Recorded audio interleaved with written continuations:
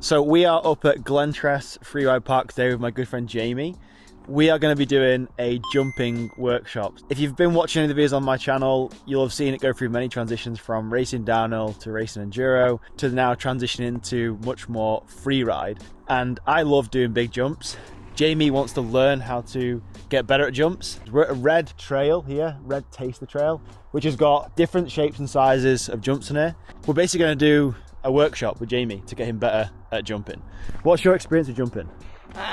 Kind of hit and hope, really. I can do jumps. I'm okay at jumps that require like a bit of speed, but honestly, like the technique of jumping, and especially jumps where the lip's a bit more pronounced, I don't really know what I'm doing, and I just want to get better at it because I feel like it's the bit of my riding that's actually holding me back. So jumping seems to be like a thing that a lot of people, a lot of mountain bikers struggle with but want to get better at.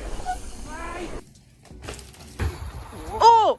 They can be good at technical riding, but when it comes to jumps, they either crumble or, like Jamie said, don't know what to actually do. So we're going to try and break some of those techniques down and see if we can progress Jamie's skill on the jumps in the next hour or so. We've got the Amflow here. Jamie has a much more fancier Amflow than I do. All the fancy kit on this one. These are kind of like lightweight, full, big e-bikes. Just a couple of setup tips when it comes to jumps. So generally, if I'm focused solely on jumping, we want our bike set up to help us jump better. So this is going to mean slightly harder tyre pressures. Probably. That's quite low. Like, look, I'm pressing that in. So you've got a tyre pump? I do, yeah. He's got a fancy tyre pump. We're going to put some more air in these tyres. You don't want to be going up these takeoffs, compressing into the lip of the jump, and then the tyres squirming and throwing your body weight off. So we want slightly harder tyre pressures than you usually would run, probably 20% harder. 21, so I'll probably go, let's go up to 26 here, and 24 in the front. So while Jamie's pumping his tyres up quickly, there's two types of jumps I want to break down in this video. The first type of jump is basically where you have a much more mellow takeoff to landing, where you have to learn how to do the bunny hop, which is going to help you get that height and distance. And then the second type of jump is where you're going to pop off the takeoff, but the jump is going to be slightly steeper and it's going to give you more of that height versus the distance. Now, suspension setup for jumps, now with Jamie, I don't want to be tweaking too much stuff because he's probably used to the bike as it feels, but I think tire pressure is a big one. We're going to leave his bike set up as it is for now, and I'm going to follow him down first run to see what jumps from the trail and follow Jamie down and just to see where he's at. So on the Red Taster at Glentress, and just going to check the conditions out.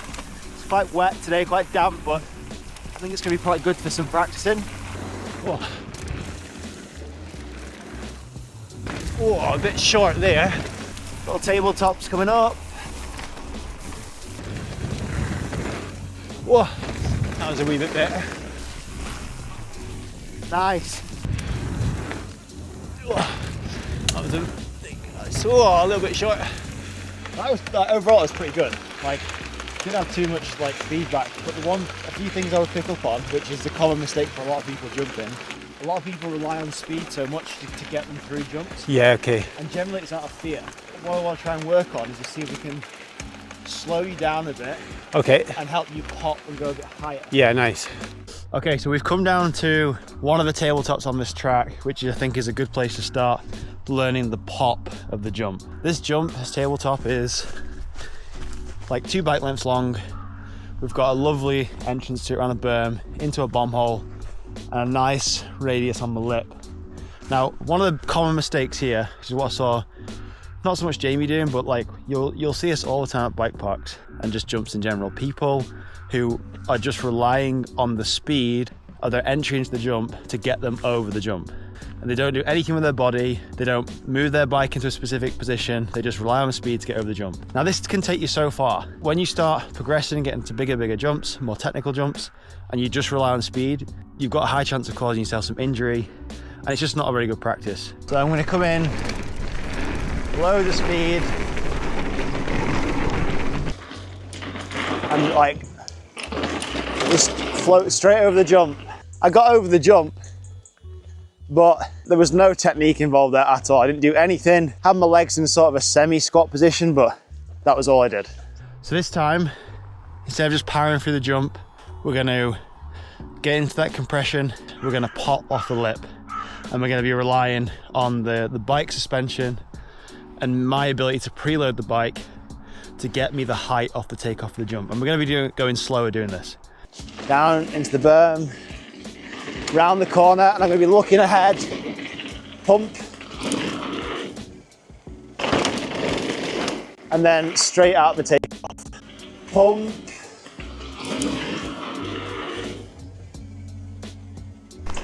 So you should have been able to see the height difference on that. I came in slower, came out the berm, and as I was going out the berm, I was already looking at the feature ahead, and then I was preloading into the bomb hole, and then extending as I was coming out off the takeoff, and then looking for my landing.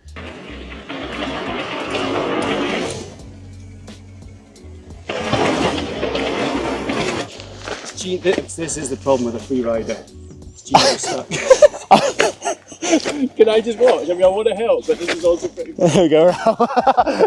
We're out with one oil stained bit of jeans. Right, mate. Right, so I'm going to try this out. This is going to have a watch, see what we're doing. Let's have a roll through here. I normally hold about this much speed. Oh.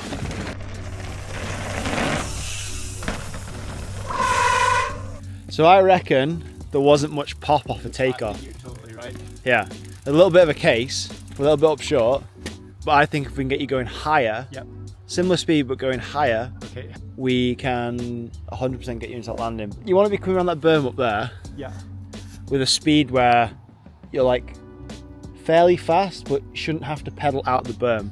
Yeah, okay. So you come out the berm, and then you want to straight pump into that transition. It's a fairly big transition for the size of the jump. Usually this would be smaller. Look ahead. Press pop. Yo, better. Oh, yeah, that was still short. That was higher though. Way better. Yeah, higher. You went slower, but then you went the same distance. That was definitely, I could feel that went higher. So easily to get like a 43-year-old man psyched. I'm so pleased. Yes. Okay, that felt good. It didn't feel off balance or anything. No. I think I maybe get in my head of just over pronouncing this stuff because it feels weird.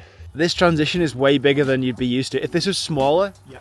like if this compression was a lot smaller, you would find that the pop would come way easier. Okay.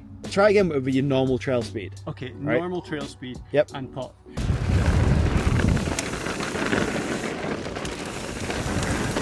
Yeah. Yes! Look ahead. Compress. Yes. Dude!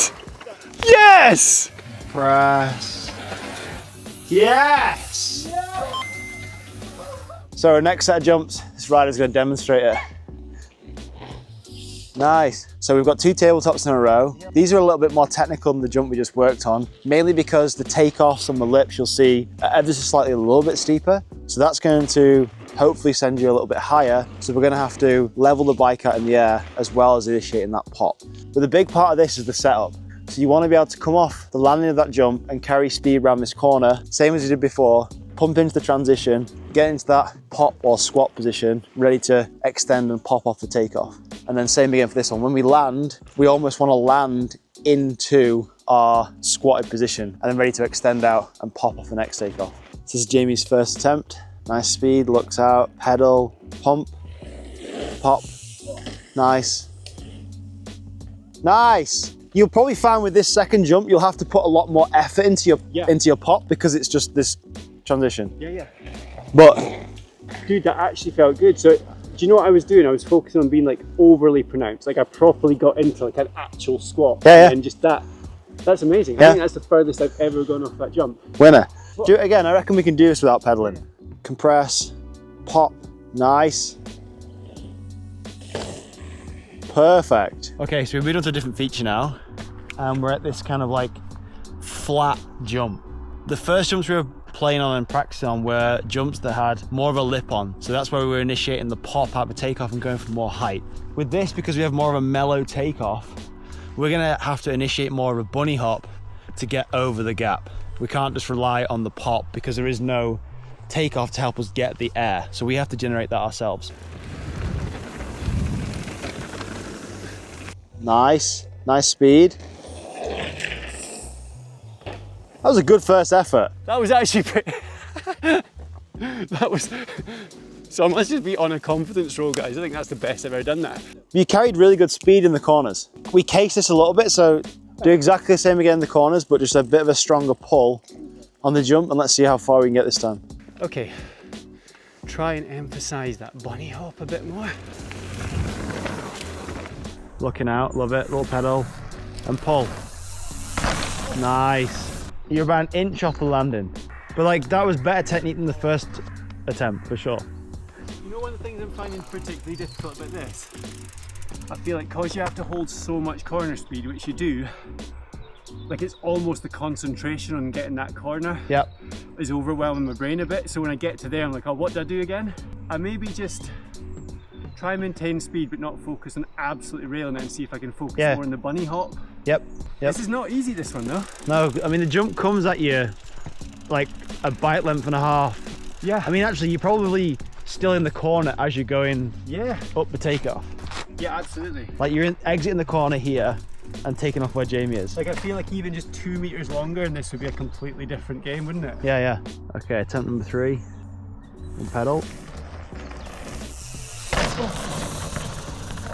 That was similar. Your actual composure in the corners was better. Was it? Yeah, but like I said, the jump is quite difficult as it is. You have the bunny hop technique dialed. Nice. So like that's not a problem. But like the jump isn't exactly optimal either. We'll run down there and let's see how it goes, right? I'll follow you. Okay, let's see how we get on. Let's go. Let's have a go. Nice. Good corner speed. Bunny hop. Yo! On to the next one. Yes! Keep it going. Big pop. Nice.